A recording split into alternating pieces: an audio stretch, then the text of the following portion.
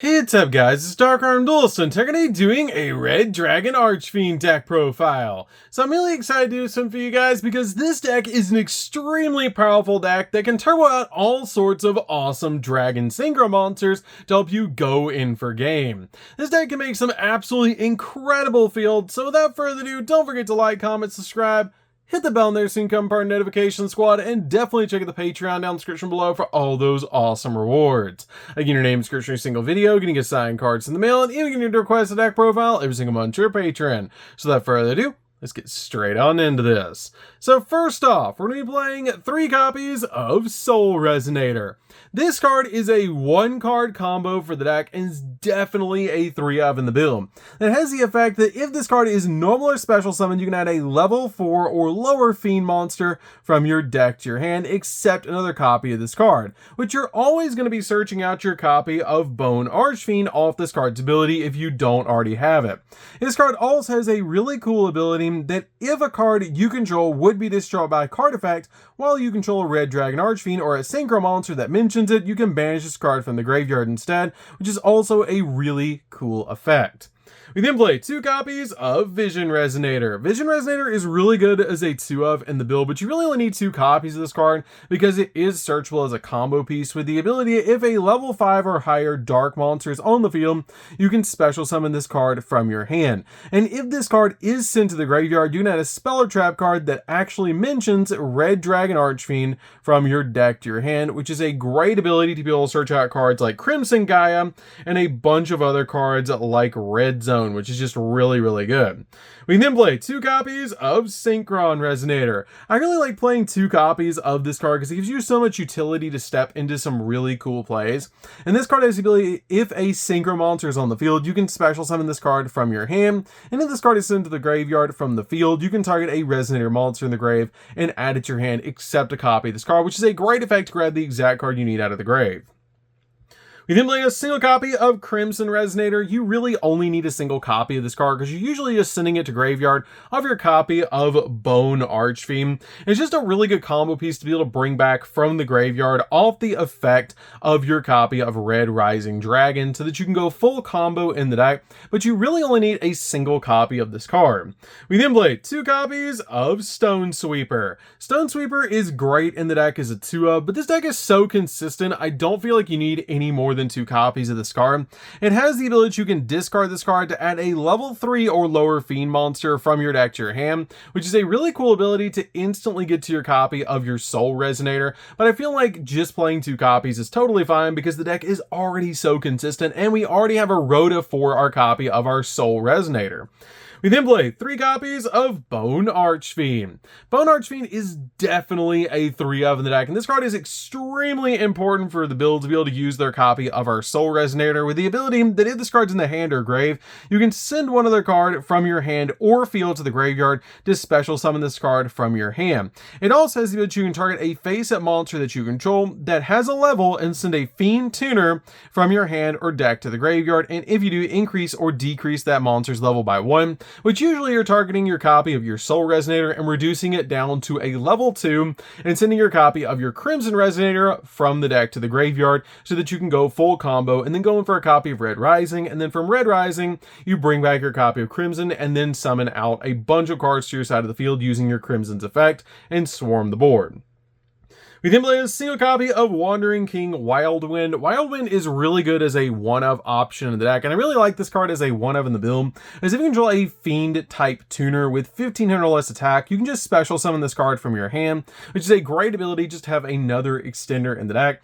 And it also has a really cool ability that during your main phase, except the turn this card was sent to the grave, you can manage this card in the grave and then a Fiend tuner with 1500 or less attack from your deck to your hand, meaning you can search a bunch of different Resonator cards from your deck to your hand, which is really cool about this card's ability.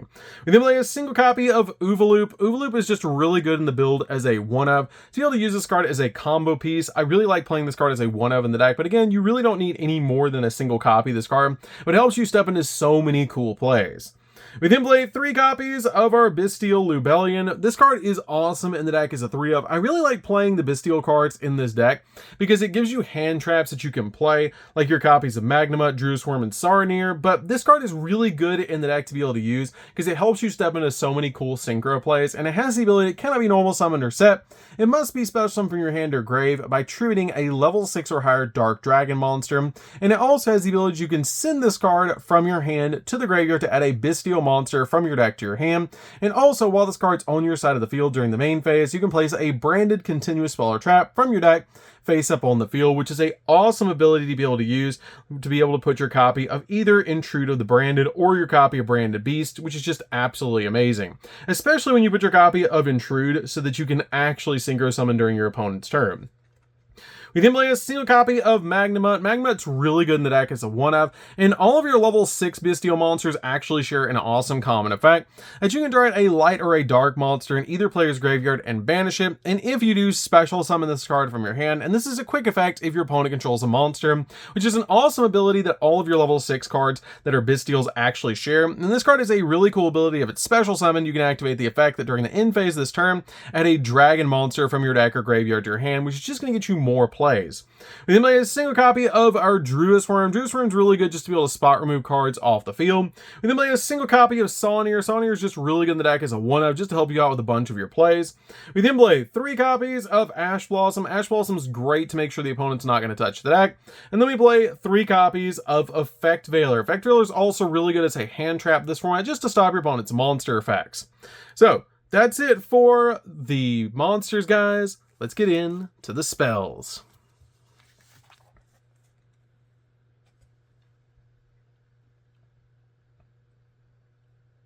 So for the spells, we're going to start with a single copy of Foolish Burial. Foolish Burial is definitely a 1-of in the build just to get the exact monster you need in the graveyard. We then play a single copy of Called by the Grave. Called by the Grave helps out a lot just to stop your opponent's hand traps while you're going in for all of your plays. We then play 3 copies of Resonator Call. Resonator Call is definitely a 3-of in the build, and this card is extremely powerful in the deck because this card is basically Rhoda for our Resonator monsters, so this card is really helpful in the build to basically just dig into the deck for a copy of Soul Resonator.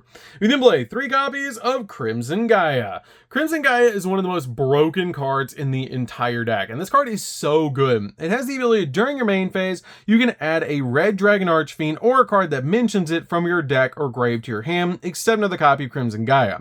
And when your Red Dragon Archfiend declares an attack, you can actually change all monsters that your opponent controls to face down defense position, and if a monster on the field is destroyed by battle or by card effect, you can special summon a Red Dragon Archfiend from your graveyard, which is an insane ability. This card is a Monster Reborn, a Rhoda, and just absolutely insane to be able to use, and just flips your opponent's monsters face down as well, which is so good. This card is just absolutely nuts and definitely a 3-of in the build because it does so much for the deck and just basically gives you an additional Rhoda to go full combo. So that's it for the spells, guys. Let's get in to the traps.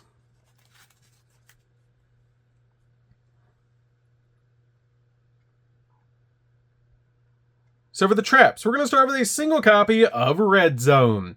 Red Zone is really good as a 1-of in the build because you can search it and it has a great ability that when your opponent activates a card effect while you control Red Dragon Archfiend or a synchro monster that mentions it, you can target 1 card on the field and destroy it. You can also target one of your banished Dark Dragon synchro monsters and special summon it to your side of the field, but you can only use each effect of this card once per turn. But this card is absolutely amazing as a 1-of in the build.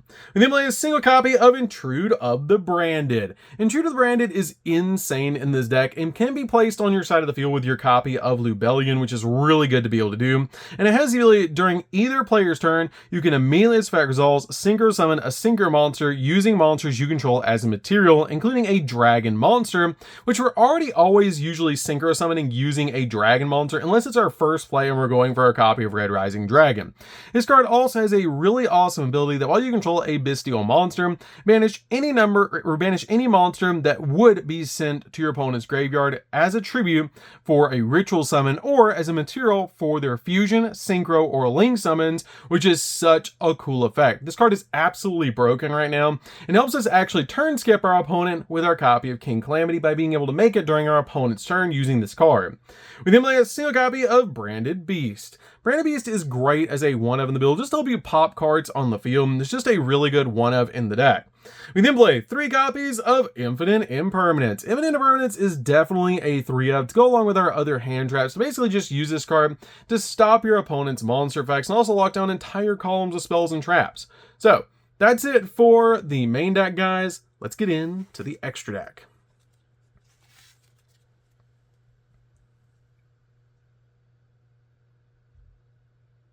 So for the extra deck, we're going to start off with 2 copies of Scar Red Dragon Archfiend. This card is absolutely amazing, and I've been playing it at 2 recently and really like it. This card has the ability, it just takes a tuner plus a non-tuner dark monster, which is super easy to do in this deck, and it has the ability that this card's name becomes Red Dragon Archfiend while on the field or in the graveyard. And if this card is sent from the monster zone to the graveyard, you can actually special summon a Red Dragon Archfiend from your X deck, and it is treated as a synchro summon. Then, if this card was sent to the graveyard as a synchro material for a dark synchro monster, you can destroy all attack position monsters that your opponent controls, which is a really good effect to be able to use in the deck to help you just go in for game by just board wiping your opponent's monsters. We then play 2 copies of Red Dragon Archfiend. Red Dragon Archfiend is summonable off your copy of Scar Red, which is why we always play these cards at the same number, because you're always going to be summoning 1 off your copy of your Scar Red, which is why I really like playing 2 in the build. But this card is great as a boss monster and just super nostalgic to be able to base a deck around. And then play a single copy of Red Supernova Dragon. Red Supernova is absolutely insane. It's just basically a board wipe. It's really easy to make, and it's just a really cool card overall that gets absolutely massive and can basically just banish all the cards on the field. And then play a single copy of Hot Red Dragon Archfiend King Calamity. This card is awesome because it is a turn skip. I have no idea why this card is not at 0, but for now, since it's not, we can still turn skip in this deck, which is pretty cool to be able to do, and I love that about this card. And then I have a single copy of Dispatter. Dispatter is just a really good option to be able to make because it's absolutely massive, and it also is a walking negate that can let you target a banished light or dark monster and special summon it to your side of the field, which is just a really cool ability. You then play a single copy of Bane. Bane's really good as a 1-of in the deck. You don't really need any more than a single copy of this card, but it lets you tribute a monster and target a Red Dragon Archfiend monster in your graveyard and special summon it. And when this card inflicts battle damage to your opponent, you can special summon 2 tuner monsters with the same level, 1 from your deck and 1 from your graveyard in defense position, which can actually be extremely helpful to help you link or actually synchro climb into other cards. We then play 2 copies of Abyss. Abyss is one of my favorite synchro monsters ever created because this card is a walking negate and its artwork is absolutely insane. This card is such a powerful combo piece in the deck, and it's very easy to go into one of these cards during your turn so that you can basically just use this card as a negate. We then play a single copy of Starlight Red Dragon Archfiend. This card is great as a 1-of in the build because this card is a board wipe. It counts as Red Dragon Archfiend while on the field in the grave, and once per turn you can destroy as many special summon effect monsters on the field as possible with attack less than or equal to this card's other than this card, and then inflict 500 points of damage to your opponent over each monster, which just helps you close out games.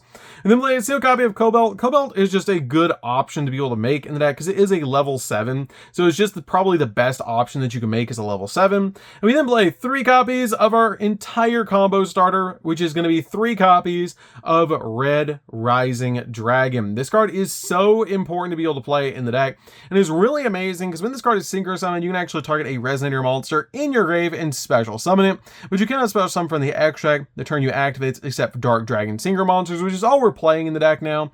And it also has the ability during your main phase, except the turn this card was sent to the graveyard, you manage this card from the graveyard and then target 2 level 1 Resonator monsters in the grave and special summon them, which is absolutely insane. This card is amazing for the deck and enables all the combos for this particular build.